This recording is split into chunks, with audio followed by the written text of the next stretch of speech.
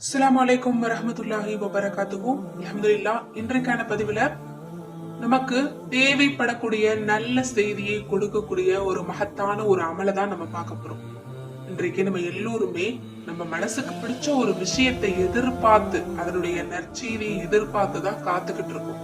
அது பணமா இருக்கலாம், அன்பா இருக்கலாம், அல்லது ஏதாவது ஒரு பொருளா கூட இருக்கலாம்.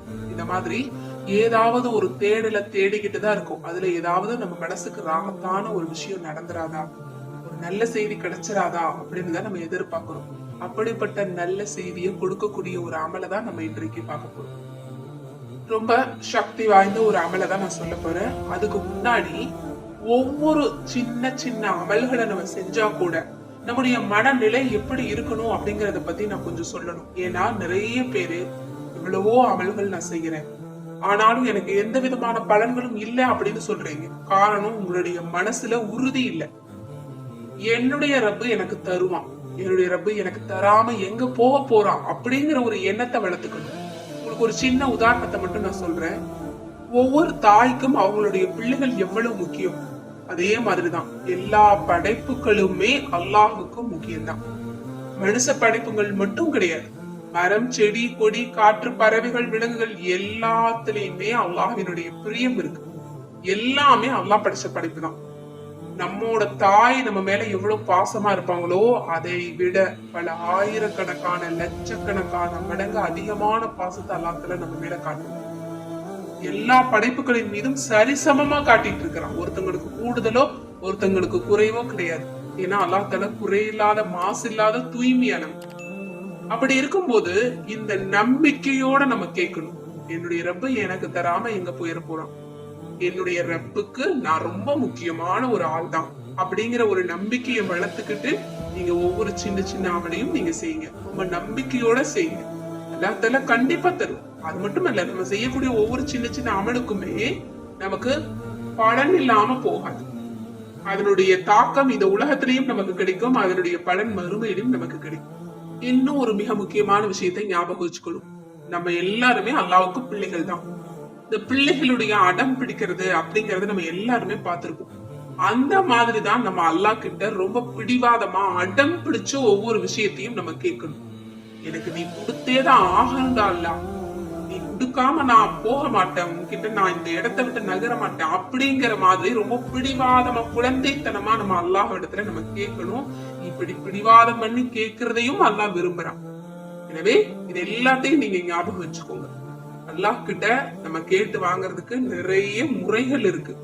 நமக்கு அமல் செய்யறது மட்டும் முக்கியம் கிடையாது, கேட்கிற விதத்தையும் நம்ம மாத்தணும். அதையும் நம்ம ரொம்ப கவனமா, ரொம்ப நுணுக்கமா நம்ம செயல்படுத்தணும். அப்படி நம்ம ரொம்ப நுணுக்கமா நம்ம அல்லாஹ்விடத்துல கேட்க தெரிஞ்சுக்கிட்டோம், அதுவும் சில திக்ருகளின் முன்னிட்டு நம்ம கேட்க தெரிஞ்சுக்கிட்டோம் அப்படின்னா நம்ம தான் இந்த உலகத்திலேயே அதிர்ஷ்டசாலியா இருக்க முடியும். இன்றைக்கு நற்செய்திகளையும் நாம விரும்பக்கூடியதையும் நமக்கு கொடுக்கக்கூடிய அற்புதமான விஷயங்களை நான் உங்களுக்கு சொல்ல போறேன். இந்த கோர்வைய நீங்க ஒவ்வொரு இரவும் நீங்க கண்டிப்பா முயற்சி பண்ணுங்க.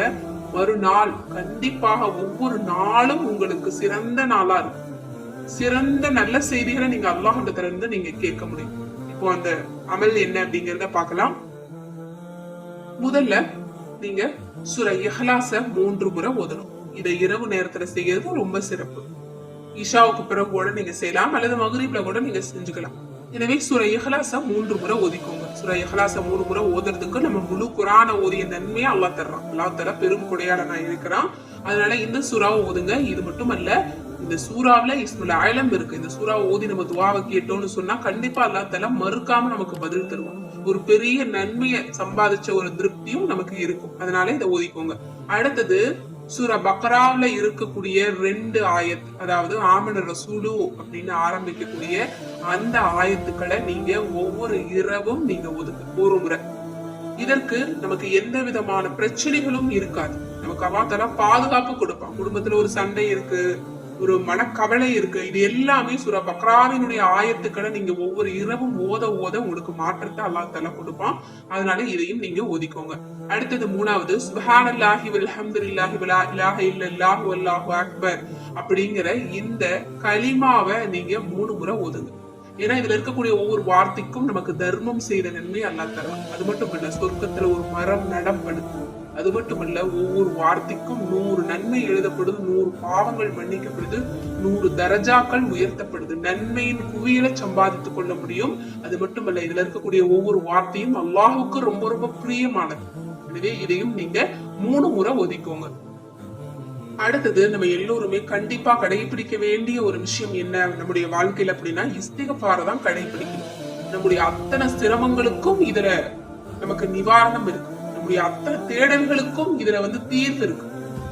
இன்னும் அல்லாஹுக்கு ரொம்ப ரொம்ப பிரியமானது. அதனால இஸ்திக்ஃபார, அஸ்தக்ஃபிருல்லாஹ் அப்படிங்கிற வார்த்தையை நீங்க தினமும் குறைந்தபட்சம் 300 முறை நீங்க தஸ்பீஹ் செய்யுங்க.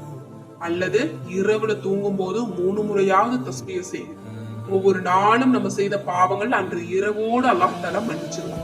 அதனால இதையும் நீங்க ஒதுக்குங்க. அடுத்தது ஒரு குட்டி செலவாத். அல்லாஹும்ம ஸல்லி வ ஸல்லிம் அலா நபியினா முஹம்மத், எங்கள் நபியின் மீது நீ செலவாத்தை பொழி அப்படின்னு சொல்லக்கூடிய ஒரு குட்டி செலவாத். இந்த செலவாத்தை நம்ம ஓதுறதின் காரணமாகவும் அல்லாஹ் தஆலா நமது துஆவிற்கு பதில் தருவான், நம்முடைய சிரமங்களை லேசாக்குவான். இன்னும் அல்லாஹுக்கும் நமக்கும் ஒரு நெருக்கம் பிறக்கும். ஏன்னா செலவாத்து ஓதுறது அப்படிங்கிறது அல்லாஹ் விரும்பக்கூடிய ஒரு அமல். இதற்கு ஏராளமான சிறப்பு இருக்கு. அதை பத்தி நம்ம சொல்லிக்கிட்டே போலாம். அதனால இந்த செலவாத்தையும் நீங்க தினசரி இரவுல 3 முறை ஒதுக்கணும். அடுத்தது, ஒவ்வொரு நாளும் நம்ம ஃபஜ்ருக்கு ஓத வேண்டிய ஒரு மிக முக்கியமான ஒரு திக்ர் என்ன அப்படின்னா, லா இலாஹ இல்லல்லாஹ் வஹ்தஹு லா ஷரீக லஹு லஹுல் முல்கு வ லஹுல் ஹம்து வ ஹுவ அலா குல்லி ஷைஇன் கதீர் அப்படின்னு நம்ம 10 முறை நம்ம ஓதிக்கணும். இதுவே அடிமையை உரிமையை விட்ட நன்மை நமக்கு கிடைக்குது, 10 லட்சம் நன்மைகள் நமக்கு கிடைக்குது. இன்னும் ஏராளமான சிறப்புகள் நம்ம சொல்லிக்கிட்டே போலாம். எனவே இந்த ஒரு கலிமாவையும் நீங்க ஃபஜ்ர்ல 10 முறை ஓதிட்டு வாங்க. அது மட்டுமல்ல, நம்ம எல்லோருமே அன்றாடம் செய்ய வேண்டிய மிக முக்கியமான ஒரு அமல், 7வது அமல் என்ன அப்படின்னா, அதுதான் நம்முடைய துஆவை அல்லாஹ்விடத்துல நம்ம கேட்கறது. நமக்கு எது வேணுமோ அதை கேட்கறது. நம்ம கேட்டாதான் நமக்கு கிடைக்கும் இல்லையா? அல்லாஹும் அதைத்தான் சொல்றான், கேளுங்க நான் தர்றேன்னு தான் சொல்றான். அதனால நீங்க கேளுங்க, உங்களுக்கு தேவையானதை அல்லாஹ்வோட அதிகமா பேசுங்க. கண்டிப்பா அல்லாஹ் தஆலா உங்களுக்கு நிறைவான வாழ்க்கையை தருவான். இன்றைக்கு நம்ம சொல்லப்பட்ட 7 விதமான முறைகளும் 7 விதமான அமல்களும் கண்டிப்பா ஒவ்வொரு நாளும் நம்ம செய்ய ஒவ்வொரு நாளைக்கும் நமக்கு நல்ல செய்திகள் வந்துகிட்டே இருக்கும். நம்ம எதிர்பார்க்கறது நமக்கு நடந்துகிட்டே இருக்கும். ஏன்னா அப்படிப்பட்ட அமல்களை தான் நம்ம சொல்லியிருக்கோம். ஏன்னா இதுல அல்லாஹ் புகழக்கூடியது இருக்கு, இஸ்திக்ஃபார் இருக்கு, இன்னும் ஸலவாத் இருக்கு, கலிமா இருக்கு, குர்ஆன் வசனம் இருக்கு, சிறந்த சூறாவும் இருக்கு. இதை விட நமக்கு வேற என்ன வேணும்? அதை விட சிறந்ததாக நம்ம துஆ கேட்கக்கூடிய ஒரு விஷயமும் இருக்கு.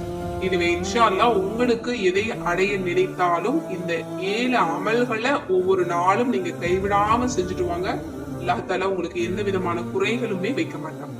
மேலும் இந்த ஒரு விஷயம் உங்களுக்கு பிடிச்சிருந்தது அப்படின்னா கட்டாயம் மற்றவர்களுக்கு ஷேர் பண்ணுங்க. இது வரைக்கும் நம்ம சேனலை சப்ஸ்கிரைப் பண்ணாம பார்த்துட்டு இருந்தீங்கன்னா இப்பவே சப்ஸ்கிரைப் பண்ணி லைக் பண்ணிக்கோங்க. அஸ்ஸலாமு அலைக்கும் வரஹ்மத்துல்லாஹி வபரகாத்துஹு.